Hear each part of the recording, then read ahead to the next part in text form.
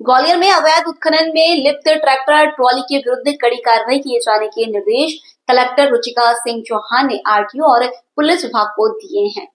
ग्वालियर जिले में हजारों की संख्या में ट्रैक्टर और ट्रॉली है जो कृषि कार्य के लिए गए थे, लेकिन कृषि कार्य न करके उनका उपयोग रेत के अवैध परिवहन और खदानों से निकले हुए अवैध पत्थर के लिए किया जा रहा है। ये ट्रैक्टर ट्रॉली ओवरलोडिंग करके हाईवे पर और शहर में दौड़ती हुई नजर आती है। अभी हाल ही में नवंबर के महीने में रेत से भरी अवैध ट्रैक्टर ट्रॉली एक फॉर्च्यूनर कार से टकरा गई थी। इसी कारण हुए हादसे में 5 युवकों की मौत हो गई थी।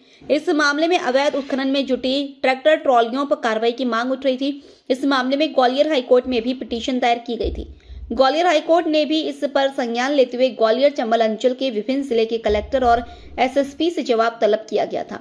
ग्वालियर कलेक्टर ने अब संज्ञान लेते हुए परिवहन विभाग और पुलिस विभाग को ट्रैक्टर ट्रॉलियों के विरुद्ध कार्रवाई के निर्देश दिए हैं। किस तरह के लेटर है क्या? देखिए, जो रूटीन में देखने में आता है कि जो हमारे ट्रैक्टर की ट्रॉलीज़ हैं उसमें 1 से 2 पटिए लगा करके उनकी हाइट बढ़ाई जाती है, जिससे कि अधिक मात्रा में कोई भी चीज़ उसमें स्टोर की जा सके। और ये अपने आप से संभावना प्रकट करती है कि कोई उसमें ज़्यादा क्वांटिटी लेकर के चले, जो कि रूटीन से एक कमर्शियली बॉडी को डिज़ाइन किया गया है, मैकेनिकल इंजीनियरिंग के डिज़ाइन के फॉर्मूलाज के साथ में एक व्हीकल तैयार होता है। और कहीं ना कहीं उसकी जो आप कहेंगे ग्रेविटी या अपने आप को एक बैलेंस्ड वे में चलाने की पद्धति है, वो भी शेकी हो जाती है। आप उसका सेंटर ऑफ ग्रेविटी इफेक्ट करते हैं जब उसकी डिज़ाइन में किसी भी अनुपयुक्त तरह की चेंजेस करते हैं, तो ये अनसेफ हो जाता है हमारे जो चला रहे हैं उनके लिए भी और जो आसपास में उनके ट्रैवल कर रहे हैं उनके लिए भी।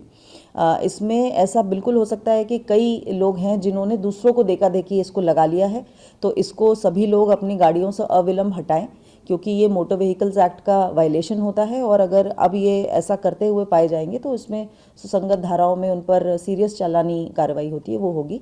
उनका लाइसेंस और रजिस्ट्रेशन भी सस्पेंड करने का प्रावधान रहता है। उसके लिए भी आरटीओ और स्पेशली पुलिस को, चूँकि पुलिस की प्रेजेंस बहुत ज़्यादा होती है और चौकी और थानों के माध्यम से वो कभी भी इस चीज़ को चेक कर सकते हैं। और जहाँ तक रही बात माइनिंग की, तो अगर किसी भी प्रकार की ओवरलोडिंग या बिना रॉयल्टी के वाहन अगर उनको मिलते हैं तो उनको विधिवत रोक करके माइनिंग की टीम को बुला सकते हैं। इन तमाम सारे जो ट्रैक्टर्स हैं ग्वालियर में जो चल रहे हैं उनमें किसी पे भी नंबर नहीं है। अभी तक परिवहन विभाग ने इस पर बिल्कुल ध्यान नहीं दिया। सालों से वो ट्रैक्टर अवैध उत्खनन में और परिवहन में भी लगे हुए हैं, लेकिन बावजूद इसके परिवहन विभाग की तरफ इसीलिए डिटेल में पत्र लिखा है और अब इसकी एक रेगुलर रिपोर्टिंग भी लेना प्रारंभ करेंगे।